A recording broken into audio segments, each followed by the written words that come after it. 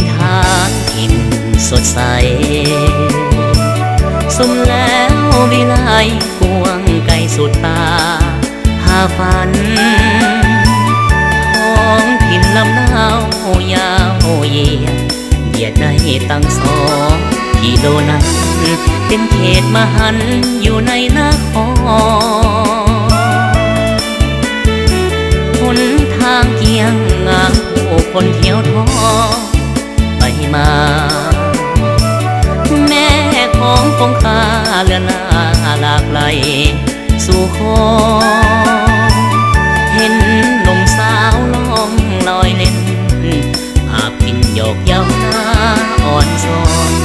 นกบินกับพรเมื่อยามคอยคำคืนวันเพ็ญแสงเดือนแสงดาวส่องมาสุขกุลานับพาใจซื่นซ้ำตึกคอนคืนเสียงแคนขับโอยลำเสียงคุยซ้ำเติมเข้านำสุขเรือลำส่วนมนแห่งนี้ใครเคยได้มาติดตาฝันเกินเพ้อหาไปแล้วหวนมาบ่เลื่อมเลิกลาทางนี้แม้นเกิดชาติใดขอจงเกิดในถิ่นฐานบ้านแห่งนี้ถึงศูนย์ชีวิตจะบอกขอหา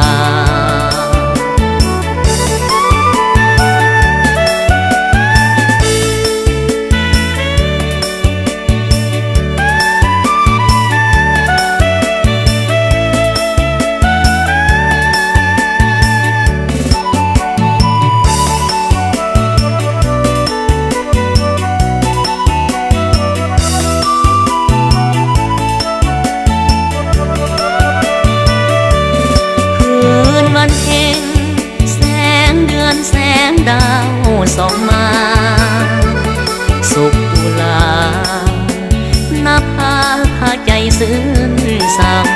ำตึกคอนคืนเสียงแคนขับโอ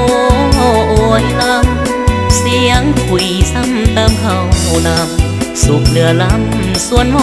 นแห่งนี้ใครเคยได้มาติดตาฝันเกินเพ้อหาไปแล้วหวนมาบ่เลื่อมเลิกลาทางนี้